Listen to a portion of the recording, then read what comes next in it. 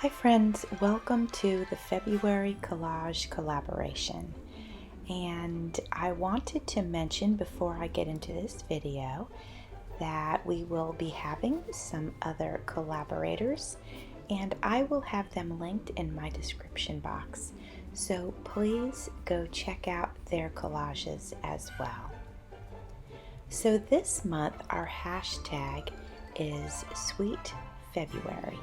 And we had 3 optional prompts. One of the prompts was to use the color pink in your collage. Then our second prompt was to show us what your favorite sweet or sweets are. And then our third prompt was February feelings. And that was giving an opportunity to share your feelings about February. And it could be feelings about the holidays in February, or how do you deal with the cold weather if you live up north? Do you feel lonely? All kinds of different things that, different ways that you can feel in February, or, feelings of joy and sharing your love and caring for others and putting positive vibes out there into the world. So it was just an opportunity to share those feelings. And so those were the prompts. So now I'm going to go ahead and get into this collage. So as you can see, the first thing I'm doing is I'm adding some pink paper, and this is some paper that I dyed myself, and I'm adding that onto the pages. And I'm doing that for 2 reasons. One is because, of course, we want to use the color pink, but the other is that it's kind of my way of prepping the page so that if I use any liquid media like pens or paint or whatever, it won't soak through. I know a lot of people use gesso. I have never used gesso, so I don't own that. I don't have that in my stash. So I'm just layering the paper. And I have been using glue stick in my collage work. This piece of work is for me. This is my personal notebook, so I won't be selling this or giving it away or anything like that. So I'm not too worried about using the glue stick. If I was creating a piece that I was selling, I definitely would use either Mod Podge or tacky glue, but I have to admit it seems to be working fine so far, and this is probably my 3rd or 4th spread using it. I'm going in now and adding some really pretty pictures that I have of roses. I love roses, and so I have this book that has roses in it, and so I cut these out to use as ephemera, and I'm just adding them to my collage to add beauty and to add more of the color pink. I really wanted my collage to have just this really beautiful and luscious feeling of pink all over it. Now I'm getting into my favorite sweets, and I have 2 favorites, and they have always been my favorites ever since I can remember, even since childhood. So one, you'll see that I have this little die cut of an ice cream cone, and I love ice cream. I just do. I just love it. And I love just about any flavor. I will tell you this though, I do have some favorite flavors, and anything with peanut butter in it, and then a peanut butter chocolate combo is always delicious. I do like pralines and cream. That's fantastic because it's like sweet. Let's see if I have any other favorites. I mean, they're all my favorites. Oh my gosh, moose tracks. Oh, I love some moose tracks. So anyway, that's my delicious treat that I love. Now coming up later in the collage, I will add another delicious treat that I love and adore, but I'm not quite there yet, so I'll wait on that. There was a clipping from an encyclopedia that had the definition of ice cream, so I attached that to the page. That is the black and white piece. And now I am attaching my ice cream cone. I'm going in with my marker. This is just a permanent marker. I don't know if many artists use permanent markers in their work. I would assume that they do, but I know that there's also some pretty fancy markers out there in the world. My daughter has them because she does more of that sort of art where she's drawing and coloring in. I'm more of a paper artist, but I am trying to get a little bit more into using color in this way. So I might go ahead and get some decent markers, but you know, these are working fine. Again, this is a personal art piece. I'm not worried about it. Probably the difference between this and a nice fancy true artist marker is I bet you they don't leave like you know how sometimes markers will leave, and even pencils, like you can see the striations in it. Probably the nice ones don't do that, is my guess. I don't know, I haven't played with them, so I'm not really sure.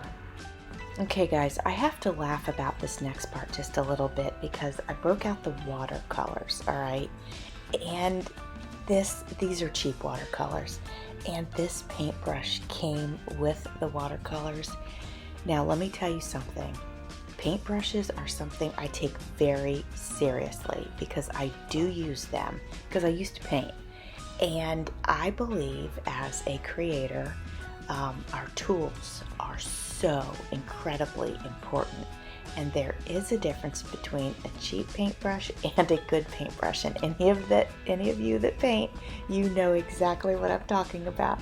So I pick up this paintbrush that came with the kit, and can I just tell you, it was the most horrible experience to use this thing. It was terrible. I can't even, but you know, I was like into my game here, and I did not want to break my focus. Okay, like I get into hyper focus mode, and then if I break it, it's just not good. You all know what I'm talking about. So here I am. It looks fine when you were watching me paint, but let me just tell you, it was like torture. So just get up and get if you're gonna paint, get up and get your good quality paintbrush before you even start, because let me tell you, I don't want you to have to go through that trauma. I'm attaching a few words here, and the first one says ice cream, you scream, and then the second one says love it. So that's to kind of just share that, of course, I do love ice cream. Now, I must not have recorded myself putting on the Oreo that's now on the top of the page. I apologize for that. Oreos are not my favorite sweet at all, but I love cookies. I love cookies. I adore cookies. So, and I have to eat them gluten-free now, and that's a whole nother story about how I went through like this basically, 5 stages of loss because I couldn't have regular cookies anymore. But anyway, that's for another day. I love cookies, so all I had, literally, that cutout was from the package of some gluten-free Oreos that we got, which by the way are not bad if you have to eat gluten-free. We tried them out, they're brand new, pretty darn good. But anyway, so I attached that to the top of the page to represent my love and adoration of cookies. And thankfully, the gluten-free ones are so much better nowadays, so I can enjoy them every now and then. Now I am writing in my own words, and this gets into the part of February feelings, and I have a lot to say about that. I could pretty much go on and on about this, and I don't know that you all want to sit there and listen to all that, so I will try to condense some of my mixed emotions about February into a much shorter period of time here. Well, I don't really know where to start, so let's start with my feelings about Valentine's Day. I like Valentine's Day, and I'm going to apologize in advance because I might rub people the wrong way on this one with my opinions, but these are just my opinions. It doesn't mean they're right or they're wrong. And it doesn't mean that it should impact anybody in any specific way. And my feelings certainly don't mean that if yours don't align with mine, it doesn't mean that your feelings are wrong. We're all, our feelings, they belong to us, and, they're always okay. So at any rate, after saying that, I love Valentine's Day, but I found that, I don't know, some of you guys remember when the economy collapsed in 2008, and I found myself, when my kids were little, under so much pressure it was like just one holiday after the next, and I really was like, oh my gosh, like I'm just trying to catch a breather from Christmas time, and here we are, we've got this other holiday, and I was like, I love people all year long. Why do I need to feel like I have to go out and, get them, spend $4 on a card, and, do all that? And I don't know, I found myself very frustrated with that part of it.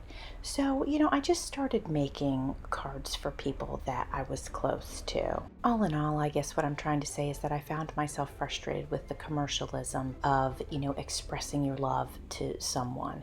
So that was my feeling about that. And then I guess as they got older, my kids, and things finally started to get a little bit better economically, then I started to ease up on those feelings a little bit. So when my kids were a little bit older to really understand Valentine's Day, then I started to enjoy making cards for them and buying little treats for them, and then it started to be fun again. And then this year I had so much fun with Valentine's Day because I was making real crafty projects with it, and I got such a joy and such a kick out of that, and so that was great.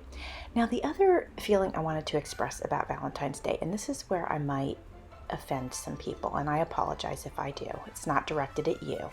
And it is also not directed at anyone who has suffered a loss. That is not what I'm talking about here. That's a whole different situation. This is simply about somebody who is complaining and whining and feeling sorry for themselves because they don't have a boyfriend or a girlfriend to share Valentine's Day with. And I just feel like, stop being so self-centered. You can so easily share a smile. I believe sharing a smile is sharing love, and you can do that with anyone, and you can certainly do that on Valentine's Day. You can also do something nice for someone else. You can volunteer your time. There are so many ways that you can go share the love that you have to give to someone else, and that can be a wonderful Valentine's Day. So those are my thoughts and feelings about that. I just thought I would take the opportunity to share that in this collage. And if you have hung in there all this time, I appreciate you. Thanks for watching. See you soon.